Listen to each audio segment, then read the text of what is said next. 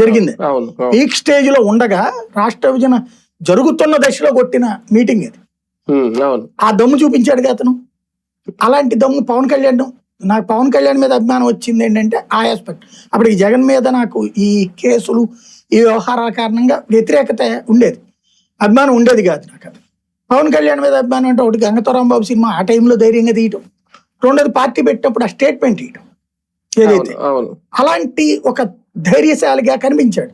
తర్వాత చూస్తే అతను తగినటువంటి ప్రణాళిక లేకుండా పోతున్నాడు అన్నది అర్థమవుతుంది. ఇప్పుడు కూడా కావాల్సింది ఏంటంటే ఆంధ్ర డెవలప్మెంట్ అంటే ఒకటి, ఇక్కడ నేను ఒకటి చెప్తున్నా, ఈ కూడా తప్పే, చింతమనేని గొడవైనా, జేసీ ప్రభాకర్ రెడ్డి గొడవైనా, లేకపోతే నువ్వు ఎంతసేపటికి వైసీపీ అమర్నాథ్ తప్పు, లేకపోతే ఈ కాదు, ఎవడు చేసినా తప్పుని తప్పంట, ఇంక్లూడింగ్ మా పార్టీ వాడైనా సరే అనే ముక్కని మాట్లాడదు.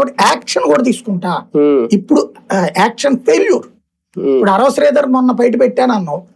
అరవ శ్రీధర్ ఉదంతో అమ్మాయికి న్యాయం ఏం జరిగింది? అమ్మాయికి న్యాయం జరగలేదు. ఇతను పదవి తీసేస్తే న్యాయం జరిగినట్టే. అది అక్రమ సంబంధమే అనుకుందాం. మరి అట్లాంటి అనైతిక ప్రవర్తన కలిగినటువంటి నువ్వు పార్టీని సస్పెండ్ చేయగలగాలి కదా. ఏ కారణంలో నుంచి నువ్వు చూస్తావు అట్లాగా?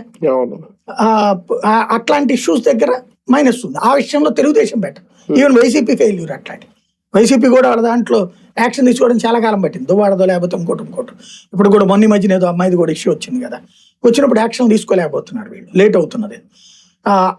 ఈవెన్ అతను ఎవరు మన బొల్లానా, అతనికి సంబంధించి రియల్ ఎస్టేట్